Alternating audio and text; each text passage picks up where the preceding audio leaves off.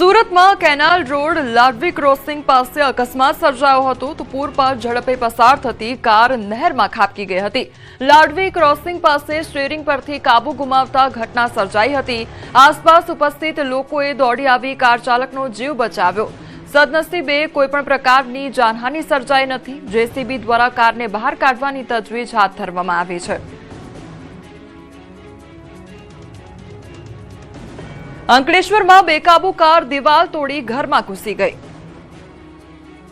ભરૂચના અંકલેશ્વરના ગંગા જમના વિસ્તારમાં એક વિચિત્ર અકસ્માતની ઘટના બની। એક બેકાબુ બનેલી કાર ચાલકે સ્ટીયરિંગ પરથી કાબુ ગુમાવતા કાર સીધી સોસાયટીના એક ઘરની દિવાલ તોડી અંદર ઘૂસી ગઈ હતી। આ અકસ્માત એટલો ભયંકર હતો કે કારે અન્ય કારને પણ અડફેટે લીધી હતી। ત્યારબાદ તે મકાનમાં ઘૂસી ગઈ। જો કે સદનસીબે આ સમગ્ર બનાવમાં કોઈ જાનહાનિ થઈ નથી। અકસ્માતના પગલે સોસાયટીના રહીશો પોતાના ઘરની બહાર દોડી આવ્યા હતા। અકસ્માતને કારણે મકાનની દિવાલ અને વાહનોને નુકસાન થયું છે।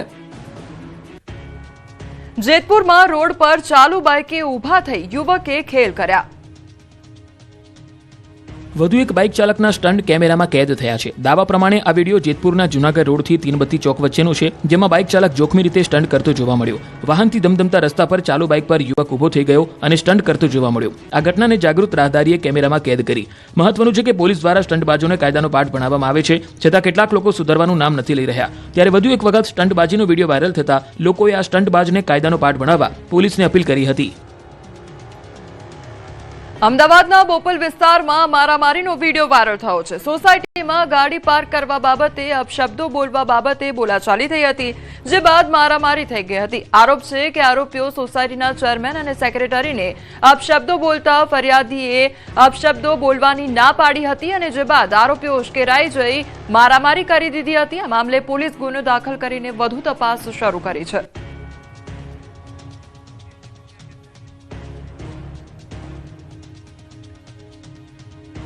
અમરેલીના નાની ધારીમાં ઘરમાં દીપડો ઘૂસી જતા મચી અફરાતફરી। અમરેલી જિલ્લામાં સિંહોની સાથે હવે દીપડાઓનો વસવાટ અને વસ્તી એટલી હદે વધી ગઈ છે કે વન્યજીવો ગ્રામ્ય વિસ્તારો છોડીને લોકોના સીધા સંપર્કમાં એટલે કે રહેણાંક મકાનો સુધી પહોંચી રહ્યા છે। આવી જ એક શ્વાસ અદ્ધર કરી દેનારી ઘટના ખાંભા તાલુકાના નાની ધારી ગામમાં મોડી રાત્રે બની, જ્યાં એક દીપડો પરિવારના ઘરમાં ઘૂસી આવતા અફરાતફરી મચી ગઈ। નાની ધારી ગામના રહેવાસી પ્રતાપભાઈ માંજરિયાના મકાનમાં મોડી રાત્રે અચાનક એક ખૂંખાર દીપડો ત્રાટક્યો હતો। દીપડો ઘરમાં ઘૂસી જતા પરિવારના સભ્યો સ્તબ્ધ થઈ ગયા અને ભારે દહેશત ફેલાઈ ગઈ। જો કે પ્રતાપભાઈ અને તેમના પરિવારે ગભરાવાને બદલે અદ્ભુત સમય સૂચકતા વાપરી હતી। તેમણે જીવના જોખમે સાવચેતી દાખવી ઘરના દરવાજા બહારથી બંધ કરી દીધા અને દીપડાને રૂમમાં જ પૂરી દીધો હતો। આ ત્વરિત નિર્ણયને કારણે દીપડો ઘરની બહાર નીકળી શક્યો ન હતો અને ગામના અન્ય લોકો પર થનાર સંભવિત હુમલો કે મોટી જાનહાનિ ટળી હતી। ઘટનાની જાણ થતાં જ ખાંભા વન વિભાગનો કાફલો હરકતમાં આવ્યો। આરએફઓ નિપુલ લખુમ સહિત ફોરેસ્ટ ગાર્ડ અને ટ્રેકરની ટીમ તાત્કાલિક ઘટના સ્થળે દોડી આવી હતી। રાત્રિના અંધકારમાં દીપડાને પકડવો પડકારજનક હોવાથી વન વિભાગ દ્વારા ખાસ રેસ્ક્યુ ઓપરેશન શરૂ કરાયું। અંદાજે 1.5 કલાક સુધી ચાલેલી ભારે જહેમત બાદ વન વિભાગની ટીમે રૂમમાં પુરાયેલા દીપડાને ટ્રેન્ક્યુલાઇઝ ગનથી શૂટ કરી બેભાન કર્યો હતો। દીપડો બેભાન થતાં જ તેને સલામત રીતે પાંજરે પૂરી દેવામાં આવ્યો। દીપડો પાંજરે પુરાતા જ પ્રતાપભાઈના પરિવાર સહિત સમગ્ર નાની ધારી ગામના લોકોએ રાહતનો શ્વાસ લીધો।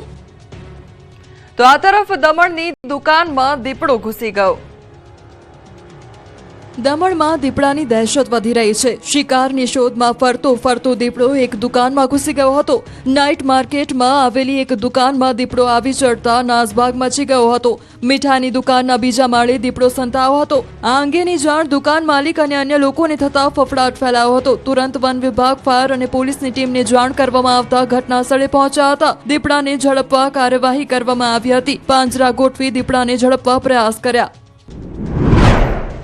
બીજી તરફ મોડી રાત્રે નાની દમણ વિસ્તારમાં લાકડાની 100 મિલમાં દીપડો દેખાયો હતો। દીપડાની હાજરી સીસીટીવી કેમેરામાં કેદ થઈ હતી। તો ધોબી તળાવ વિસ્તારમાં સહિત એક જ રાતમાં જુદા જુદા 3 વિસ્તારમાં દીપડો દેખાવાની ઘટનાને કારણે વન વિભાગ પણ દોડતું થયું હતું અને દીપડાને ઝડપવા પાંજરું ગોઠવી અને પ્રયાસો હાથ ધર્યા હતા। દીપડાની હાજરીને કારણે સલામતીના ભાગરૂપે દમણ વન વિભાગ દ્વારા લોકો માટે સૂચનો જાહેર કર્યા છે, જે મુજબ મોડી રાતથી વહેલી સવાર સુધી બિનજરૂરી ઘરમાંથી નહીં નીકળવા અને પોતાના બાળકો અને પાલતુ પશુઓને સુરક્ષિત જગ્યાએ રાખવા સૂચનો કર્યા હતા।